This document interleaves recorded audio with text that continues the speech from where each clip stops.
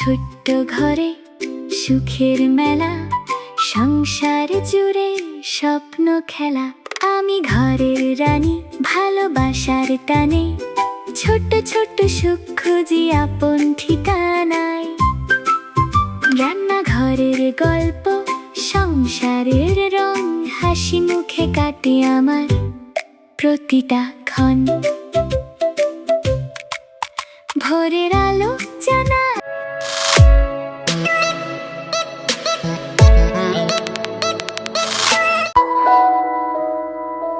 Hello everyone, আসসালামু আলাইকুম।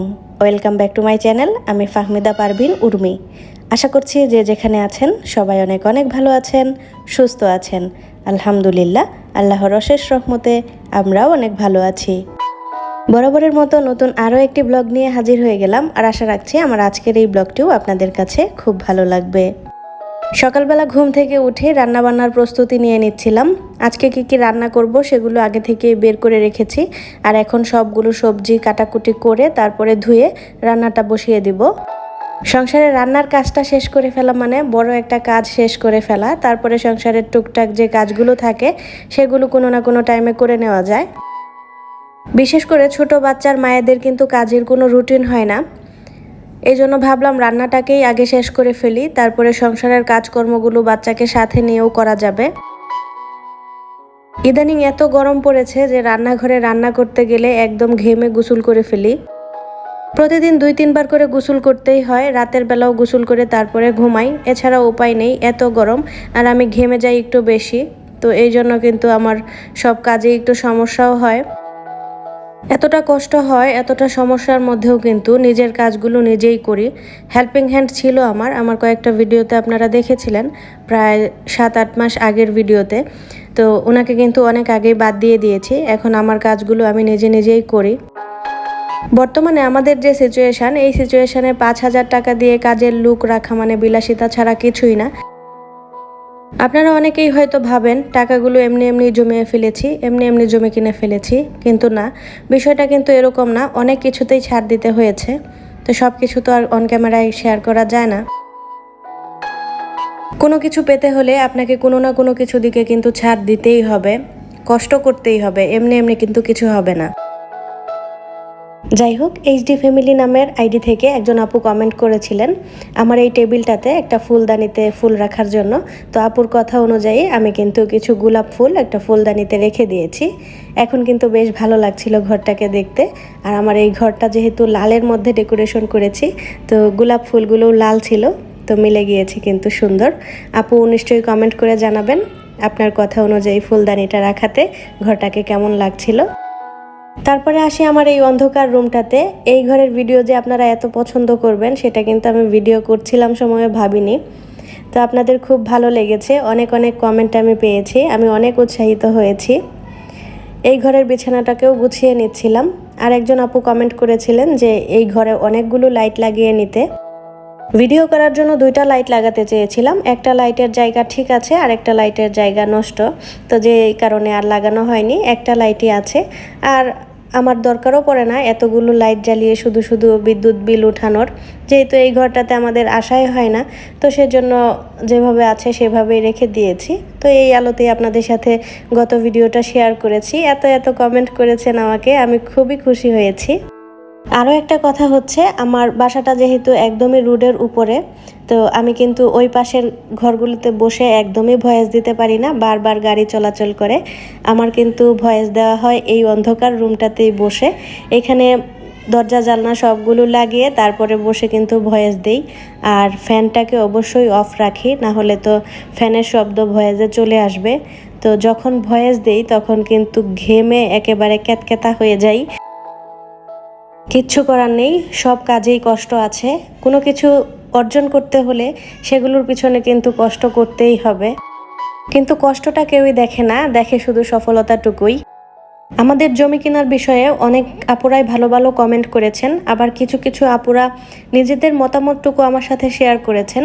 ওনাদের অল্প আয়ে কিন্তু এভাবে এতগুলো টাকা জমানো সম্ভব না, এই কথাগুলো আপুরা কমেন্টের মাধ্যমে বলেছেন। তো এতগুলো টাকাই কেন আপনাদেরকে জমাতে হবে? আপনাদের যতটুকু আয় সেই আয় অনুযায়ী আপনারা জমাবেন। মোট কথা আপনাদেরকে অবশ্যই কষ্ট করতে হবে, কষ্ট করেই জমাতে হবে। এখন আপনাদের সব কিছু চাই আবার জমাতেও চাই, এভাবে কিন্তু হবে না। একটা সময় আমি আমার বাচ্চার ডাইপার পর্যন্ত কিনতে পারিনি। তো এই ধরনের অনেক কিন্তু উদাহরণ আছে। তো সব কিছু তো আর অন ক্যামেরায় আপনাদের সাথে শেয়ার করা হয় না হয়তো, সেই জন্য আপনারা বুঝেন না। গত আরও একটা ভিডিওতে আমি বলেছিলাম আমি চাইলেই কয়েক হাজার টাকা দামের বাসা ভাড়া নিয়ে থাকতে পারি, তারপরও কিন্তু আমরা এই বাসাটাতে থাকি। এটা শুধুমাত্র ভাড়া কম এই জন্য থাকি না, অনেকগুলো সুবিধা আছে সেই জন্যও থাকি। তো তার মধ্যে ভাড়া কম, এটাও একটা আমাদের জন্য বড় সুবিধা। আমি এবং আমরা অনেক কিছুর মুখোমুখি হয়েছি এই 12 বছরে, কিন্তু সবগুলো কাটিয়ে আজকের এই দিনটা দেখতে পেরেছি, আলহামদুলিল্লাহ। আপনি আপনার জীবনে যতটুকু পেয়েছেন, যাই পেয়েছেন, সব সময় আল্লাহর কাছে শুকরিয়া আদায় করবেন। এটাই হয়তো অনেকেই পায় না, এই কথা সব সময় মাথায় রাখবেন এবং আল্লাহর কাছে শুকরিয়া আদায় করবেন।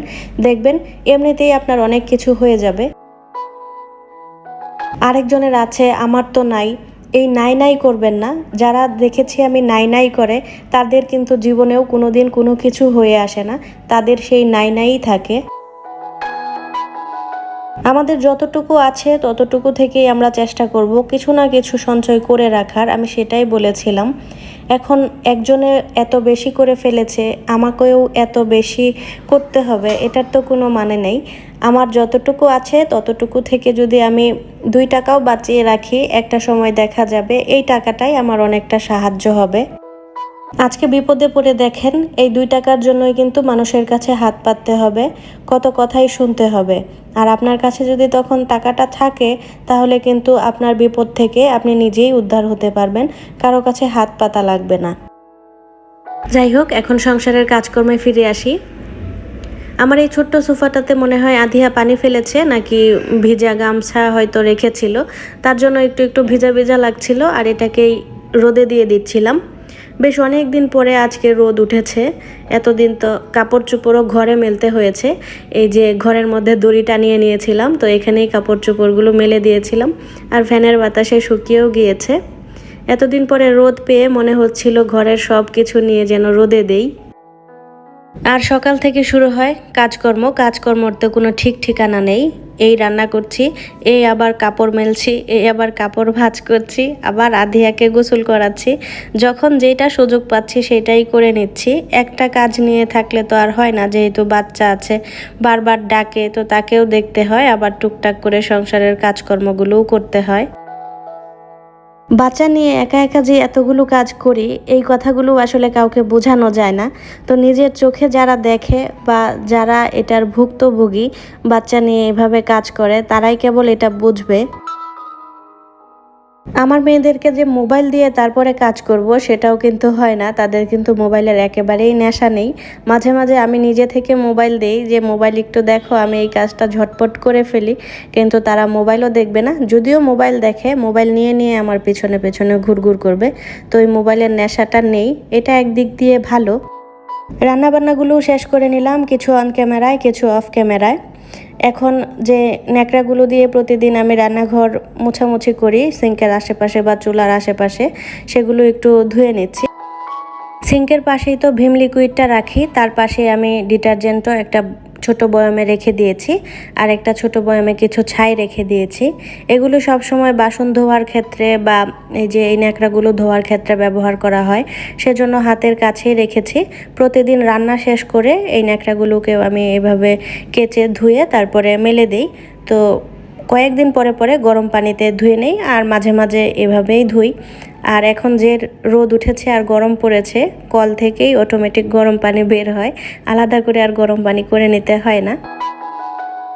চুলার পাশের জানালাটাতেই ন্যাকড়াগুলোকে মেলে দিচ্ছি, এখানেও রোদ আসে, তো এখানে শুকিয়ে যায়। রোদ আসে তো আমার বাসায় এই 2 জানালাতেই, তো জানালা কিন্তু কাপড় মেলার ক্ষেত্রেই ব্যবহার করা হয়। যাই হোক, সব কিছু পরিষ্কার পরিচ্ছন্ন করে নিয়েছি রান্নার পরে। আর এটা কিন্তু আমার প্রতিদিনেরই কাজ, রান্না শেষ করার পরে সব কিছু একদম এভাবে ক্লিন করে তারপরে গোসলে যাই। আর এই ক্লিনিংয়ের কাজগুলো কিন্তু আমি রান্না করতে করতেই অর্ধেক সেরে ফেলি। একদিকে চুলায় রান্না হচ্ছে, আর একদিকে আমি আরেক হাতে এই কাজগুলোও করে নিই।